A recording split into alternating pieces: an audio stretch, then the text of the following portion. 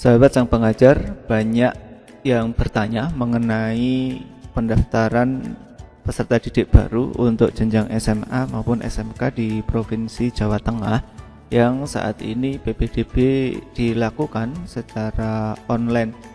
Pertanyaan demi pertanyaan disampaikan karena memang beberapa rekan adik-adik lulusan dari SMP maupun yang sederajat ini belum sepenuhnya memahami bagaimana mekanisme mengenai PPDB online untuk jenjang SMA SMK Provinsi Jawa Tengah. Nah, tutorial kali ini akan memberikan pemahaman, informasi penting mengenai PPDB SMA dan SMK untuk Provinsi Jawa Tengah tahun 2022.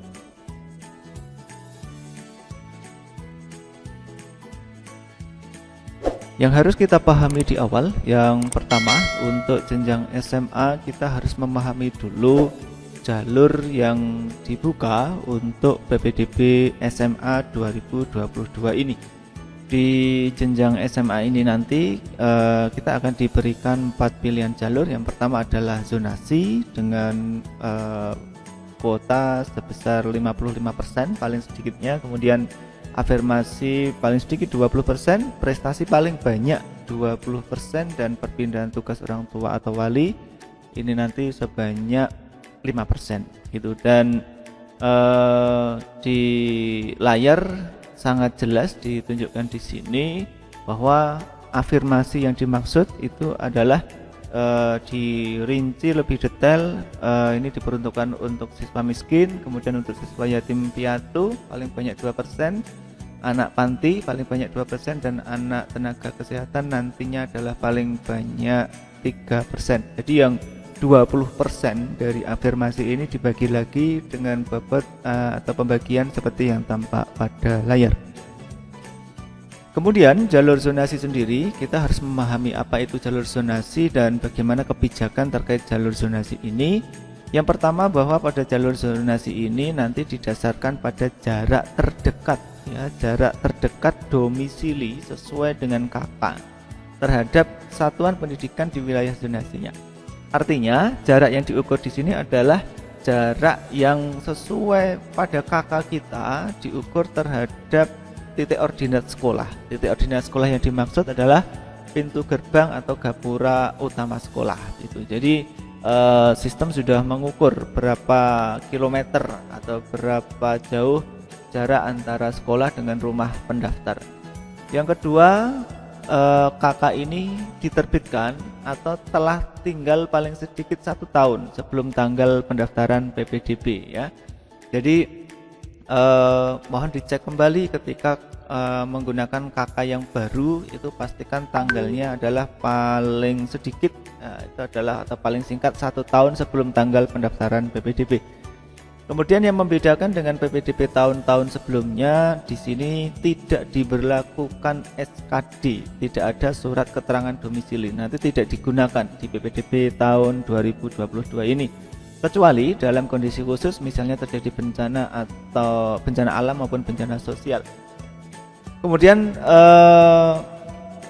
daerah juga bisa menerapkan zonasi khusus paling banyak 10% untuk kecamatan-kecamatan yang belum memiliki SMA negeri atau SMK negeri gitu ya. Jadi kecamatan-kecamatan yang tidak memiliki SMA atau SMK negeri bisa diberikan zonasi khusus sebesar 10%. Kemudian calon peserta didik dari pondok pesantren berlaku zonasi sesuai tempat kedudukan pondok pesantrennya.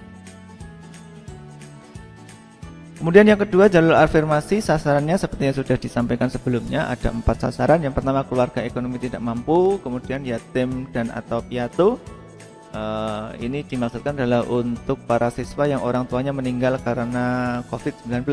Kemudian yang ketiga, sasarannya adalah anak panti dan anak nakes atau tenaga kesehatan dengan syarat seperti yang ditunjukkan pada layar.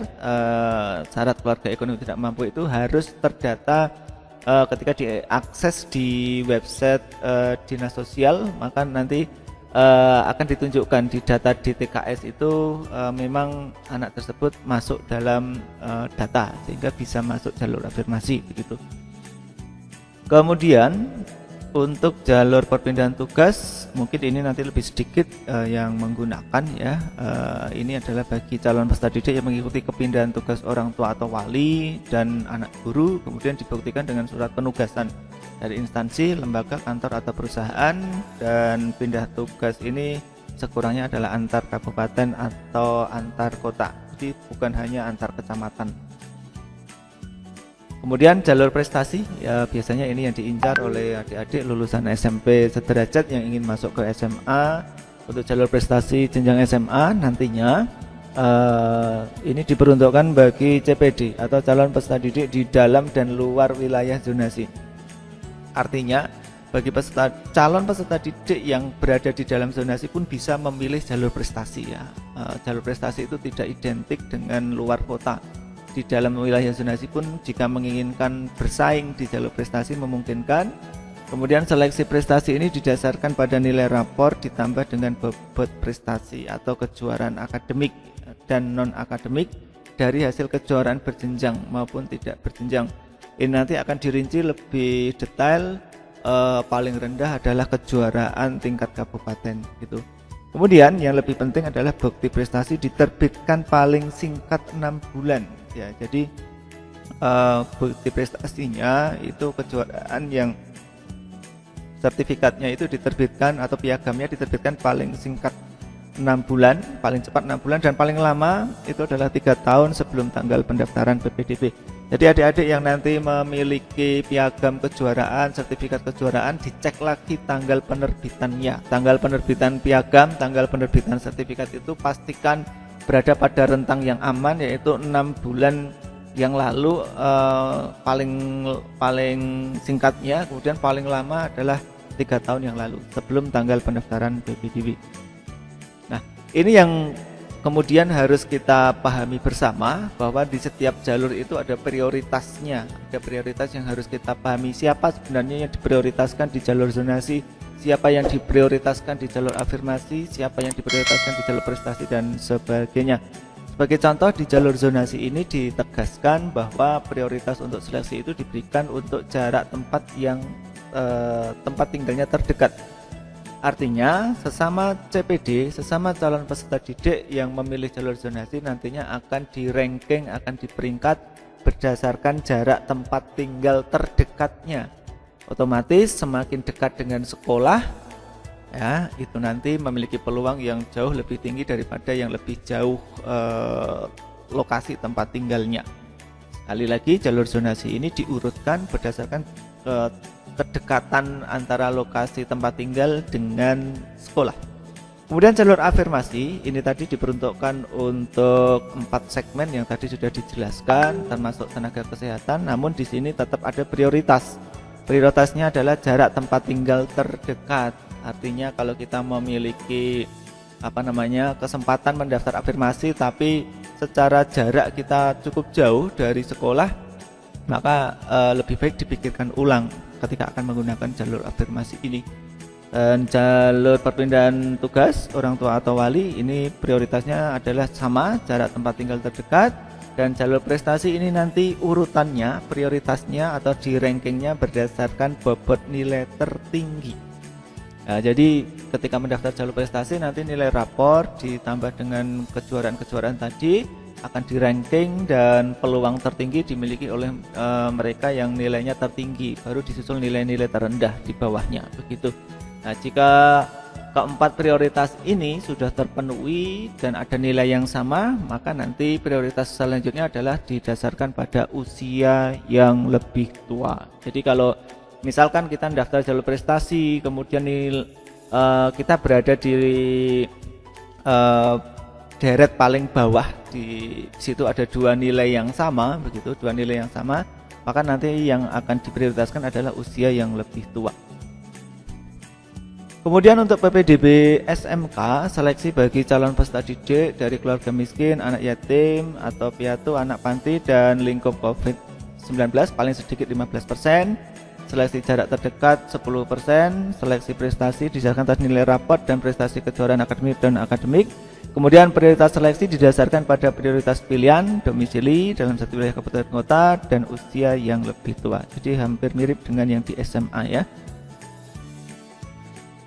Untuk SMK ada sedikit perbedaan jalur dibandingkan dengan SMA. Di sini prestasi paling sedikit 75%.